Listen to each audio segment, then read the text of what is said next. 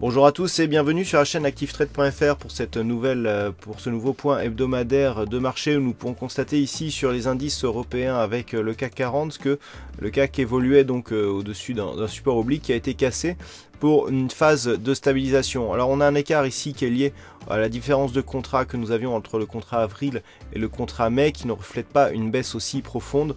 On entre dans une période de forte dividende et donc le contrat futur tient compte de cette période. Toutefois, nous pouvons remarquer que le CAC pour l'instant évolue dans une zone de range entre 4930 et 5040 points futurs, que tant que les cours évoluent entre ces niveaux, nous sommes dans une phase de stabilisation du mouvement de consolidation. Du point de vue des indicateurs, c'est assez baissier toutefois, avec ici, suite au rebond technique, donc des cours qui repartirent à la baisse, mais dans une conviction relativement moyenne. Sur le DAX, donc l'indice allemand, nous pouvons constater donc que la phase de stabilisation est aussi en place, puisqu'après ici un point haut significatif à 12 420 points, les cours sont venus casser ici les 12 080 points pour se stabiliser sous ce niveau. En zoomant, nous pouvons constater que les cours évoluent bien ici sous la moyenne mobile avec des contacts répétés sur la bande de Bollinger inférieure, et je dirais que même le rebond actuel qui vient s'échouer ici sous les 12 080 points vient tester cette moyenne mobile comme zone de résistance, ce qui nous montre que nous sommes toujours dans un flux baissier court terme, malgré une configuration technique ici en rebond sur le RSI et sur le stochastique, confirmé par le MACD, mais tant que les cours ne repassent pas ici au-delà des 12 080 points, nous restons dans un mouvement de consolidation. Sur les indices américains, ici à l'image du S&P 500, toujours représenté en unité de temps 4 heures, nous avons bel et bien cette phase de stabilisation qui est bien visible avec donc ce mouvement haussier, et en termes de retracement, nous pouvons constater que les cours viennent chercher à distance ici le retracement à 23,6%. Donc il s'agit d'une phase de consolidation horizontale. On voit bien ici que les cours après ce point haut cherchent une zone de neutralité et tournent autour d'une zone intermédiaire que l'on peut quantifier ici à 2355 points. Du point de vue des indicateurs, c'est relativement neutre ici sur le RSI et sur le stochastique. Le MACD nous donne ici un petit mouvement baissier possible sur le court très court terme. Tant que les cours restent ici sous les 2400 points, on est dans une phase de neutralisation. Il faudrait casser ce niveau pour relancer la dynamique actuelle, et une rupture ici de ce retracement des 23,6% de Fibonacci qui sont quantifiés à 2313 points pourrait nous donner un objectif ici de retour sur le support des 2270 points, voire un petit excès ici sur le retracement à 38,2% que l'on peut quantifier à 2258 points.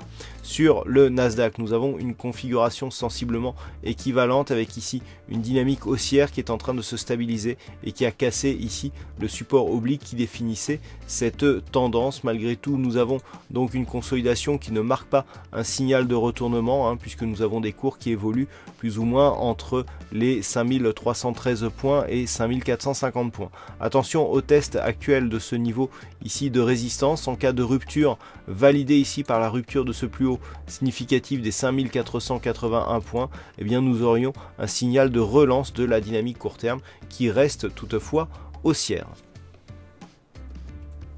Et enfin sur le marché du Forex et des matières premières avec la paire de devises euro-dollar qui est en train de se calmer juste avant le premier tour des élections françaises. Nous avons des cours qui oscillent ici autour des 1,0680, zone médiane à l'intérieur du range ici que l'on peut définir entre 1,05 et 1,0820. Les cours se stabilisent autour de ce niveau, donc au-dessus ici des 1,0680 tel que nous le sommes actuellement, on privilégierait plutôt une poursuite du mouvement haussier qui est déjà en place en direction ici des 1,0820. Une rupture ici de cette médiane nous donnerait une perspective plutôt de retour sur les 1,05. Il n'y a pas de conviction directionnelle actuellement sur la paire de devises euro-dollar.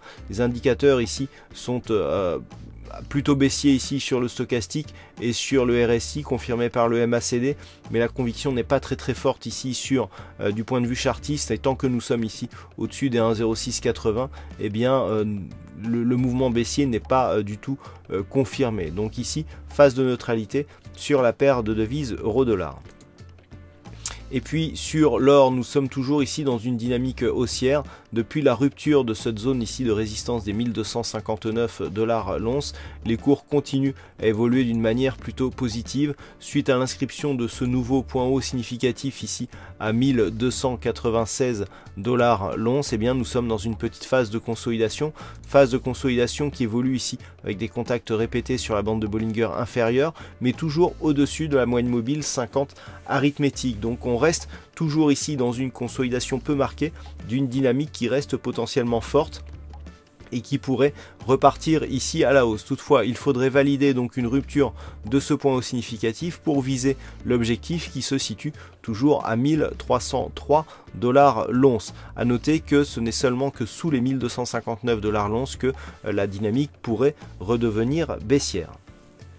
Voilà ce que nous pouvons dire donc sur ce point hebdomadaire de marché. Passez de bons trades avec Active Trade et on se retrouve dès la semaine prochaine pour un prochain point hebdomadaire sur la chaîne activetrade.fr.